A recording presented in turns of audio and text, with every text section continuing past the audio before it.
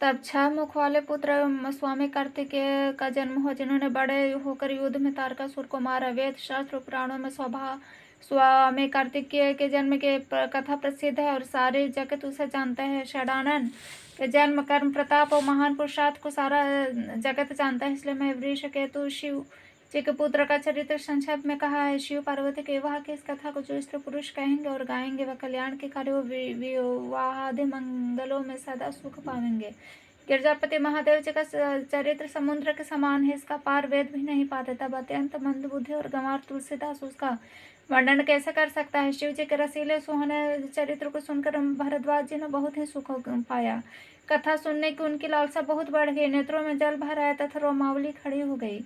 वे प्रेम में मुग्ध हो गए, मुख से वाणी नहीं निकलती। उनकी हताशा देखकर ज्ञानी मुनि याज्ञवल्क्य बहुत प्रसन्न हुए और बोले, है मुनीश, आहा आहा, तुम्हारा जन्म धन्य है। तुमको गौरीपति शिव जी प्राणों के समान प्रिय हैं। शिव जी के चरण कमलों में जिनकी प्रीति नहीं, वे श्री रामचंद्र जी को स्वप्न में भी अच्छे नहीं लगते। श्री विश्वनाथ शिव जी के चरणों में निष्कपट प्रेम होना ही यह राम भक्त का लक्षण है। शिव जी के समान रघुनाथ जी की भक्ति का व्रत धारण करने वाला कौन, जिन्होंने बिना ही पाप के सती जैसे स्त्री को त्याग दिया और प्रतिज्ञा करके श्री रघुनाथ जी की भक्ति को दिखा दिया है। भाई, श्री रामचंद्र जी को शिव के समान और कौन प्यारा है। मैं पहले ही शिव जी का चरित्र का सुनाया, मैं भेद समझ लिया। तुम श्री रामचंद्र जी के पवित्र सेवक हो और समस्त दोषों से रहित हो। मैंने तुम्हारा गुण और शील जान लिया। अब मैं श्री रघुनाथ जी की लीला कहता हूँ, सुनो। हे मुनि सुनो, आज तुम्हारे मिलने से मेरे मन को जो आनंद हुआ वह कहा नहीं जा सकता। हे मुनीश्वर, रामचरित अत्यंत अपार है। 100 करोड़ शेष जी भी उसे नहीं कह सकते। तथापि जैसा मैंने सुना है वैसा वाणी के स्वामी प्रेरक और हाथ में धनुष लिए श्री प्रभु श्री रामचंद्र जी का स्मरण करके कहता हूँ। सरस्वती जी कठपुतली के समान है और अंतर्यामी स्वामी श्री रामचंद्र जी सूत पकड़कर कठपुतली को नचाने वाले सूत्रधार हैं। अपने भक्त जान पर जिस कवि पर वे कृपा करते हैं, उसके हृदय रूपी आंगन में सरस्वती जी को वे नचाया करते हैं। वो इन्हें कृपालु श्री रघुनाथ जी को मैं प्रणाम करता हूँ, उन्हीं के निर्मल गुणों की कथा कहता हूँ। कैलाश पर्वत में श्रेष्ठ और बहुत ही रमणीय है, जहाँ शिव पार्वती सदा निवास करते हैं।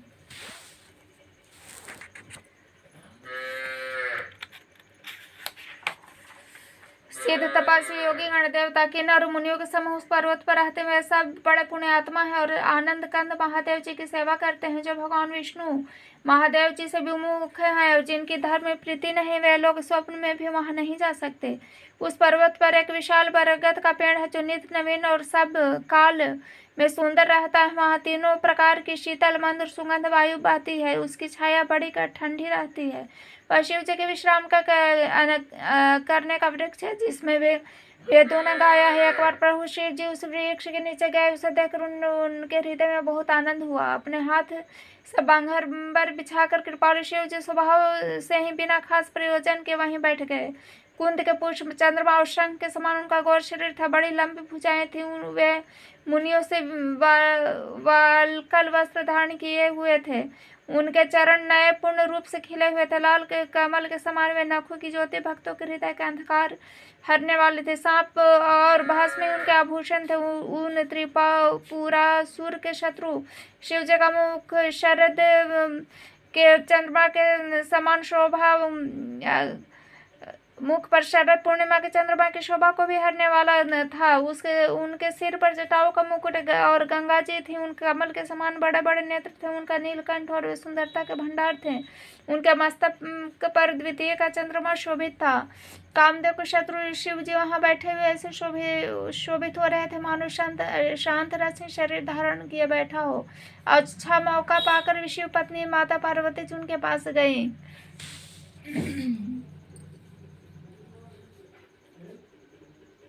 अपनी प्यारी पत्नी जानकर शिव जी ने उनको बहुत सादर सत्कार किया और अपने बाईं ओर बैठने के लिए आसन दिया। पार्वती जी प्रसन्न होकर शिव जी के पास बैठ गए। उन्हें पिछले जन्म की कथा स्मरण हुआ। स्वामी के हृदय में अपने ऊपर पहले की अपेक्षा अधिक प्रेम समझकर पार्वती जी हंसकर प्रिय वचन बोली। याज्ञवल्क्य जी कहते हैं, जो कथा सब लोगों का हित करने वाली हो उसे ही पार्वती जी पूछना चाहती हैं। पार्वती जी ने कहा, है संसार के स्वामी, है मेरे नाथ, हे त्रिपुरासुर का वध करने वाले, आपकी महिमा तीनों लोकों में विख्यात है। चर अचर नाग मनुष्य और देवता सभी आपके चरण कमलों की सेवा करते हैं। प्रभु आप समर्थ सर्वज्ञ और कल्याण स्वरूप है, सब कलाओं गुणों के निधान है और योग ज्ञान तथा वैराग्य के भंडार है। आपका नाम शरणागतों के लिए कल्प वृक्ष है। हे सुख की राशि, यदि आप मुझ पर प्रसन्न है और सचमुच मुझे अपनी दासी जानते हैं तो है प्रभु आप श्री रघुनाथ जी की नाना प्रकार की कथा कहकर मेरा अज्ञान दूर कीजिए।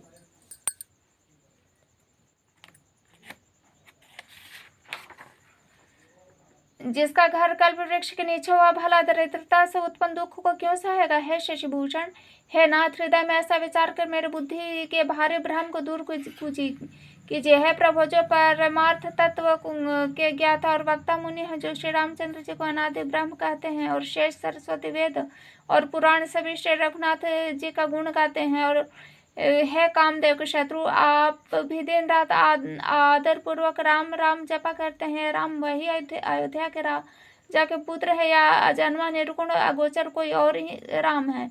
यदि राजपुत्र है तो ब्रह्म कैसे, और यदि ब्रह्म है तो स्त्री के विरह में उनकी प्रीति बावली मति बावली कैसे होगी। इधर उनके ऐसे चरित्र देखकर उधर उनकी महिमा सुनकर मेरी बुद्धि अत्यंत चकरा रही है।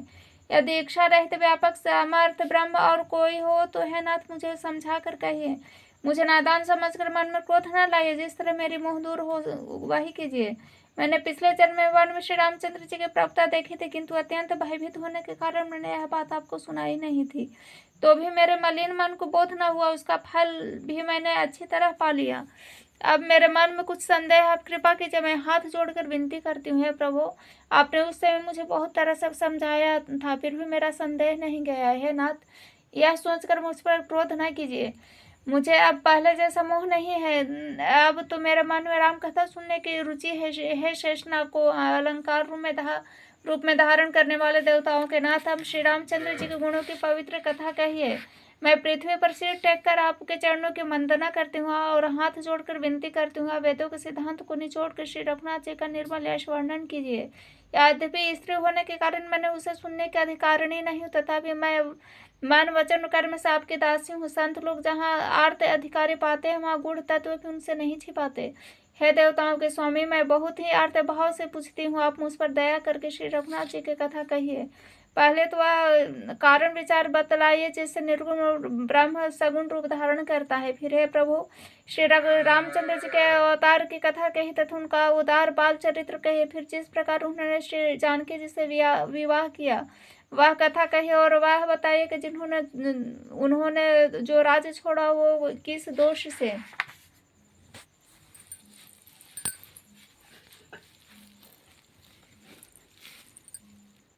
है नाथ, फिर उन्होंने वन में रहकर जो अपार चरित्र किए तथा जिस तरह रावण को मारा वह कहिए। है सुख स्वरूप शंकर, फिर आप उन सारी लीलाओं को कहिए जो उन्होंने राज सिंहासन पर बैठ कर की थी। है कृपाधाम, फिर वह अद्भुत चरित्र कहिए जो श्री रामचंद्र जी ने किए। है रघुकुल शिरोमणि प्रजापति सहित किस प्रकार अपने धाम को गए। हैं प्रभु, आप उस तत्व को समझा कर कहे जिसकी अनुभूति ज्ञानी मुनिगण सदा मग्न रहते हैं। और फिर भक्ति ज्ञान विज्ञान वैराग का विभाग सहित वर्णन कीजिए। इसके सिवा श्री रामचंद्र जी के और भी जो अनेक रहस्य छिपे हुए हैं उनको कहिए। है नाथ, मैं आपका ज्ञान अत्यंत निर्मल है। प्रभु, जो बात मैंने न पूछी हो वह है दयालु, उसे भी आप न छिपा न रखना।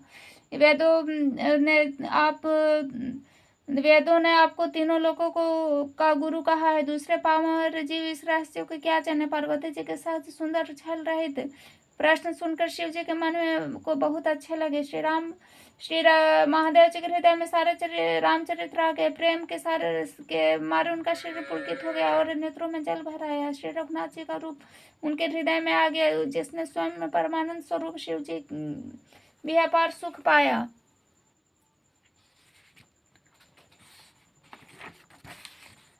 शिव जी 2 घड़ी तक ध्यान के रस में आनंद में डूबे रहे और फिर उन्होंने मन को खींचा और तब से प्रसन्न होकर श्री रघुनाथ जी का चरित्र वर्णन करने लगे।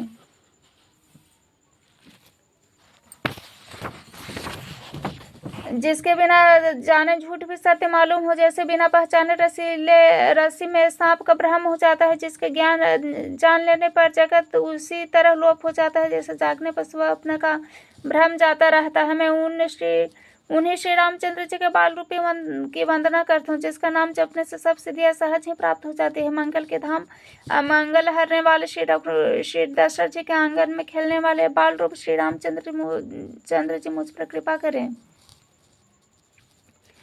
त्रिपुरासुर का वध करने वाले शिव जी श्री रामचंद्र जी को प्रणाम करके आनंद में भर गए अमृत के समान वाणी बोले, है गिरजा राजकुमारी पार्वती, तुम धन्य हो। तुम्हारे समान कोई उपकारी नहीं है। जो तुमने श्री रघुनाथ जी का कथा का प्रसंग पूछा, तो जो कथा समस्त लोगों के लिए जगत को पवित्र करने वाले गंगा जी के समान है। तुमने जगत के कल्याण के लिए प्रश्न पूछे हैं। तुम श्री रघुनाथ जी के चरणों में प्रेम रखने वाली हो पार्वती। मेरे विचार से तो श्री रामचंद्र जी की कृपा से तुम्हारे मन में स्वप्न में भी शोक मोह संदेह भ्रम कुछ भी नहीं है। फिर भी तुमने इसलिए वही पुरानी शंका की इस प्रसंग कहने सुनने से सबका कल्याण होगा। जिन्होंने अपने कानों से भगवान की कथा नहीं सुनी, उनके कान छिद्र सांप के बिल के समान है। जिन्होंने अपने नेत्रों से संतों के दर्शन नहीं किए, उनके वे नेत्र मोर के पंख पर दिखने वाले नकली आंखों की गिनती में है। वे सिर कड़वी तुम्बी के समान है, जो श्रीहरि और गुरु के चरण तल पर नहीं झुकते। जिन्होंने भगवान की भक्ति को अपने हृदय में स्थान नहीं दिया, वे प्राणी जीते हुए भी ही मुर्दे के समान है। जो जीव श्री रामचंद्र जी के गुणों का गान नहीं करते, वह मेढक की जीभ के समान है। वह हृदय वज्र के समान कड़ा और निष्ठुर है, जो भगवान के चरित्र सुनकर हर्षित नहीं होता है। पार्वती, श्री रामचंद्र जी की लीला सुनो। वह देवताओं का कल्याण करने वाले, दैत्यों को विशेष रूप से मोहित करने वाली है।